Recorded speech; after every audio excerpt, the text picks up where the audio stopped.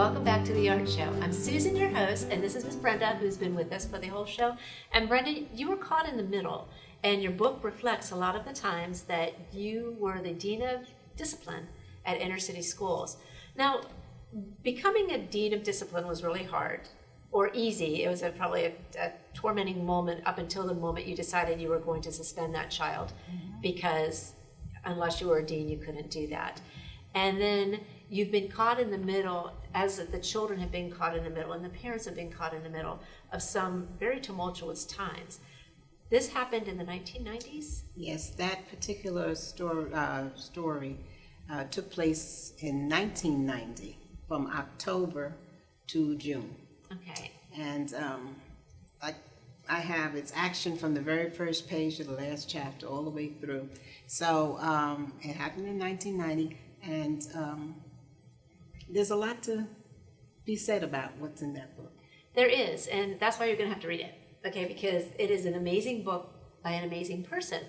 But when you had all those thoughts and you were putting them down in those memories that probably teachers have post-traumatic stress disorder from some of their days also, you had to get it to this point. So from up here to here, what did you do? What steps did you have to take? Well, usually as a dean, you have to keep notes, forms, a behavioral form for each student when they come into your office. Right. So I had a little help in remembering what went down in these particular episodes. For instance, if a student was suspended because they cursed or had a problem, I would write down exactly what they said, not only for my own knowledge, but for their parents who would be coming up to see me because of the suspension.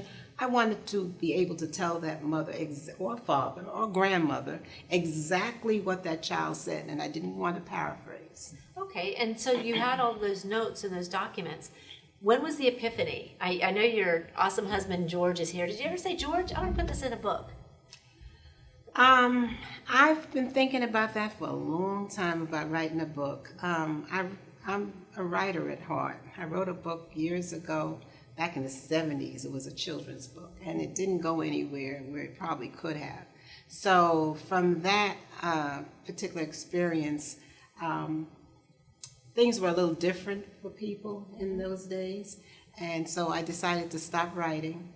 And I'm sorry I did, because I might have been much further now, but I stopped writing. And then when I became Dean of Discipline, and one day I said to myself, you know, this would make a very good story.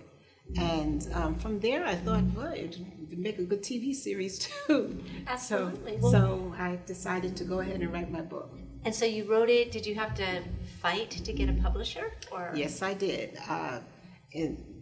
In these days, a regular publisher will not pick you up. You have to self-publish. Right. So I self-published my book with Ex Libris, which is a publishing firm, and they've done pretty well by me. And I wish I could have gotten a regular publisher, but I tried, and that's what took me so long to publish it, because I finished writing this book maybe about 2 or 3 years ago.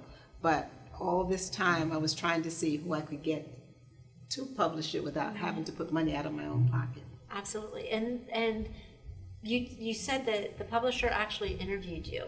Yes, the publisher interviewed me, and they sent me a fact sheet on and asked me certain questions about how I felt about the book, how I felt about things that happened. And one of the things that came out of my fact sheet that I told them about, they turned around and critiqued my book, and they said that I wrote it like it was. You know, I didn't soften the blow. I let everyone see exactly what happened, and they enjoyed it. And so I feel in these days and times that my book, even though it's rough and it has cursing and it has a lot of other things in there, is not as rough as what's happening in the school system today.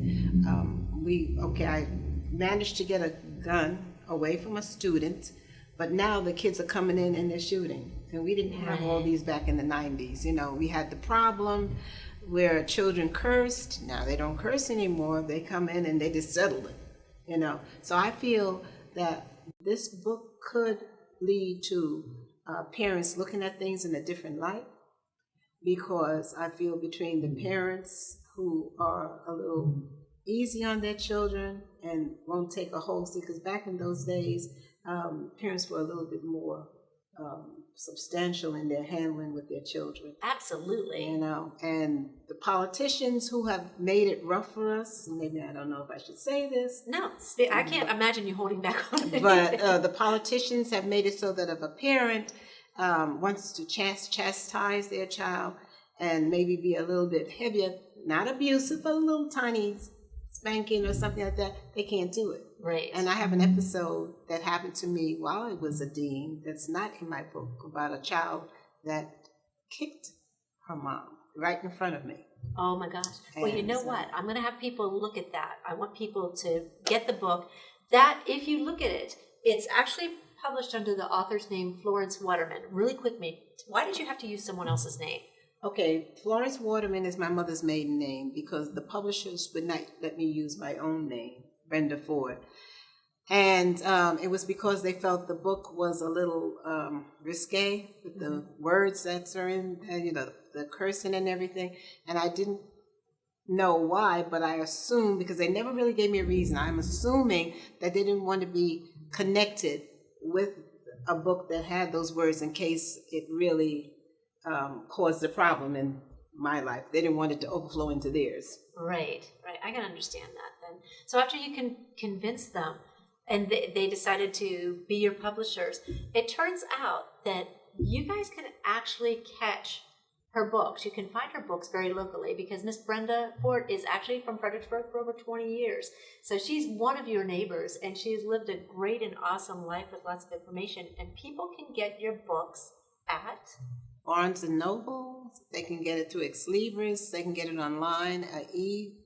What do they call Amazon. it? Amazon.com. And it's an e-books, Kindle. Yeah, where they can just download it. Yep. Yeah, okay. They can. I'm not good at technology, so I don't really know all the names, but they can download the book also. I'm good with the hard copy, and if people go to Fredericksburg to Barnes and Noble here, can they find your book right here in town? They can. They'll have to order it. Okay. But there's a hard copy version and there's a paperback version. Okay. So they can order either one if they want to. Well, just so you guys know, you do not have to be a famous person to be able to share some great information.